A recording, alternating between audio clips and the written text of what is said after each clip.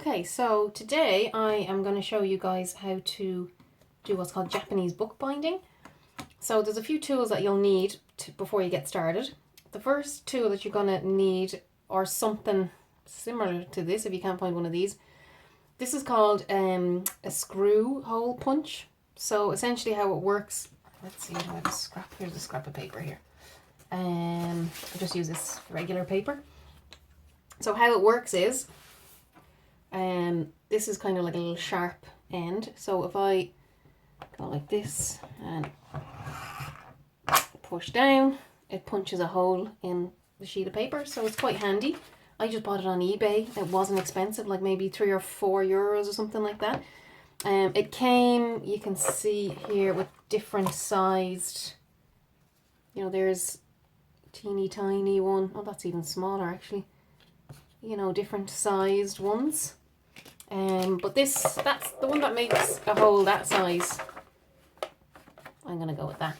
So the next thing I need is something that I'm going to bind the book with. So I had already had this. This is like this stretchy kind of stuff for making necklaces and beads and bracelets and things like that. So you can use whatever you want. You could use maybe coloured embroidery thread.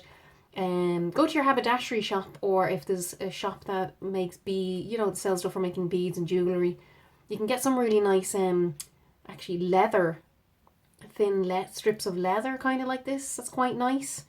But go and have a look. I just happen to have this in the house, so I'm going to use that. The other thing that's quite handy is, again, this is a needle that I had around the house, and you can see it has a really wide kind of eye here, so I was able to thread that through, and it's not pointy. This was from one of my daughter's craft kits, so it's, you know, it's good for kids, but actually it's really good for Japanese binding. Again, if you can't get something exactly like this, if you go to your haberdashery, you can buy a needle that you use for sewing jumpers together. And again, it's not pointy at the top and has a really wide eye here so that you can thread wool through it. So go and get yourself one of those. Then the other most important thing is that you have your paper. So I'm making a small little A5 booklet. So I had some of this, and I'll show you, I've got some more here. You know, nice Asian themed paper. Other kind of ones here, you know.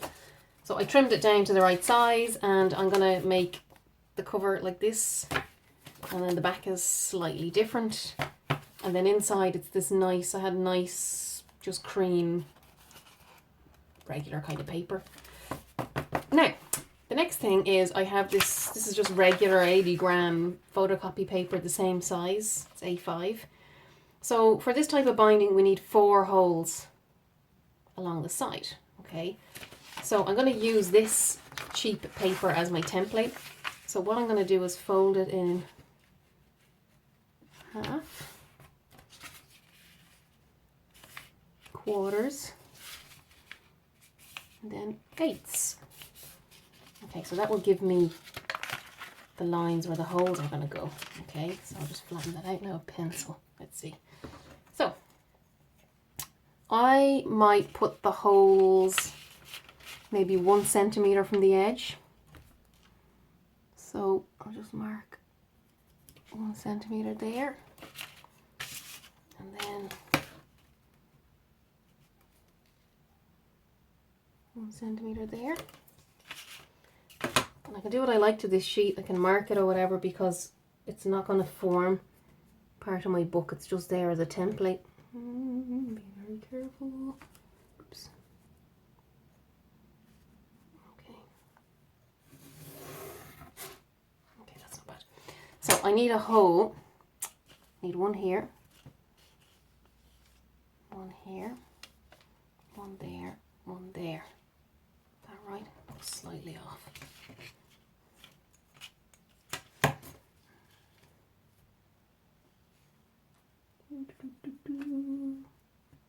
Slippy paper. Okay, yeah, that's not bad. Okay, so the other thing is there's quite a few pages here. If I try to use this screw punch on that amount of pages, it would be too thick for me to get it through. So I might just do the holes on the front cover first, because this is, it's not that heavy, but it's maybe 100 grams. So I'm going to see how it works. Okay, so I'm going to use these paper clips and just hold my template on. So just very carefully line this up. Okay.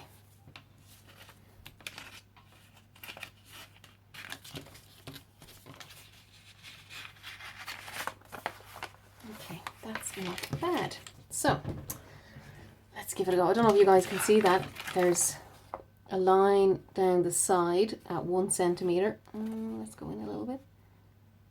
Okay, and then I put holes, I put a dot there, there, there, and there. 1, 2, 3, 4.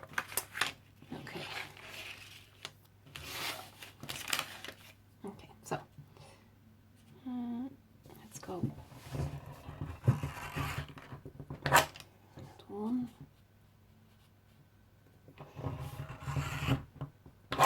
2, 3, 4. Perfect. So, yay, that looks pretty good. I'll put that over there. And then with my pile of paper, how many sheets have I got? 1, 2, 3, 4, 5, 6, 7, 8, 9, 10, 11, 12, 13, 14, 15, 16, 17, 18. Actually, what's really good about Japanese binding, you can have as many pages as you like. With a lot of binding, you need multiples of 4, but because we're stacking the pages up and binding it on the left, you can have as many pages as you like. You can even interleave, like if I wanted one sheet of, say, acetate in there with something printed on it, maybe textured paper, or one sheet of, you know, one of these in there, I can do that. So you do have a lot of freedom with Japanese binding.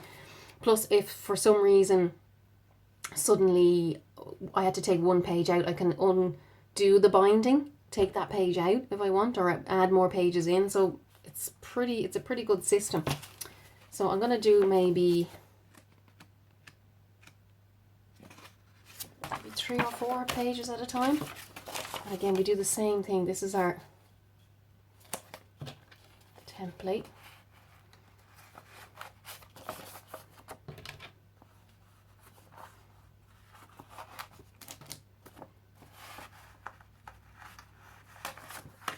Okay, and what's handy is, if you can see, I can see the holes here, so that's pretty good. Let's line this up. Exactly the same spot. Oh, it's a bit harder. There's more pages. It's a good workout. Oh, there we go. Okay, I'm gonna have nice biceps now at the end of this. Let's go over this one. Oh, let's go again. Perfect. Okay.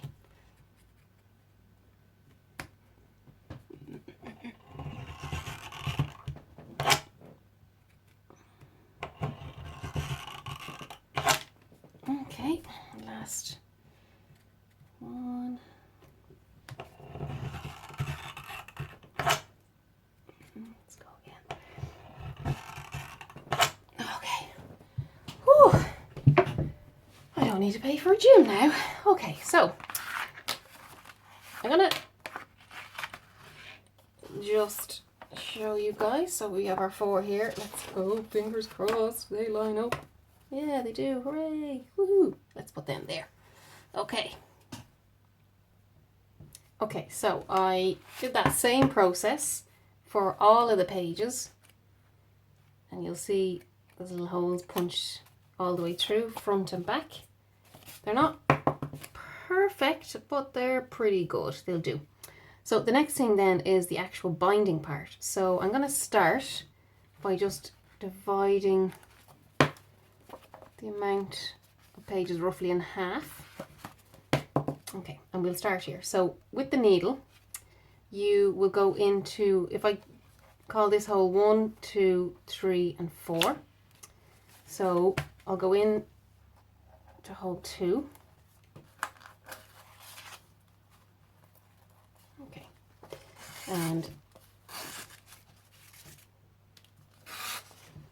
leave, you know, a bit of thread, kind of like that. Okay, so that piece of thread is sort of sticking out the middle of the book there, and that's going to be used, I don't know if you can see that, sort of sticking out there.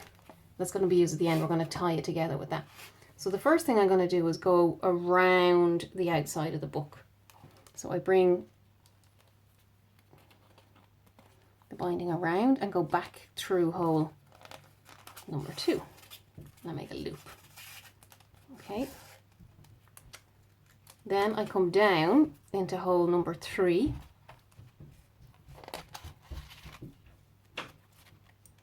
Oops. Okay. And again I go round and back into hole number 3.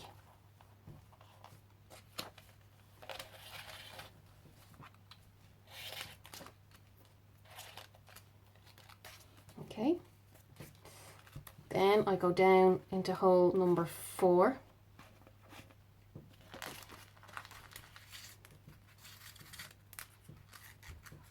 And go round the outside and back through.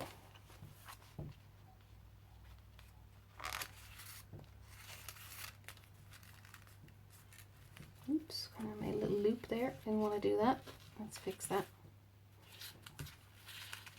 Okay, that's better.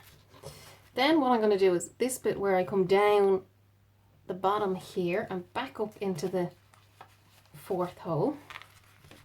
Yeah, that's getting tight now. Okay, that's not bad. Okay, and just straighten that up. So that, what it's doing now, it's holding all the pages together. Then I go back into hole number 3.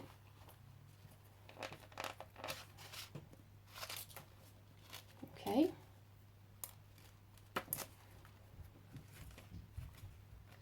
Then back into hole number 2.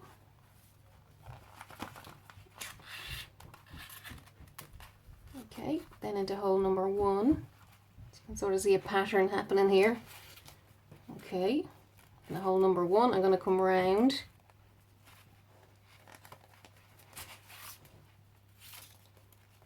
Make a loop. And then around the top. So I'm nearly finished at this stage. Now I measured out, with this stringy stuff, I measured about 4 lengths of the book just to be sure. 3 probably would have done it, but to be honest with you, this stuff isn't particularly expensive, and it's better to have too much than too little. If you have too little, you have to start again. So now we have the whole thing done, but I'm left with a string kind of sticking out here, and I'm left with one gap here. So what I want to do is go back through this hole, but I want to come out in the middle. Now this bit is kind of tricky. Let's see, oh there, got it first time. So back out through here. Okay. Make sure we want this to be all nice and tight.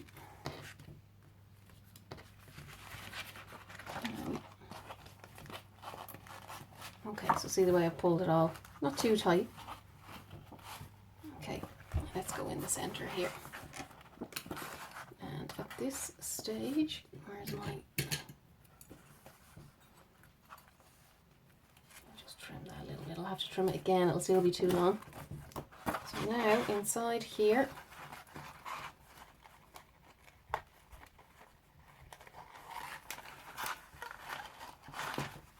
can tie a knot.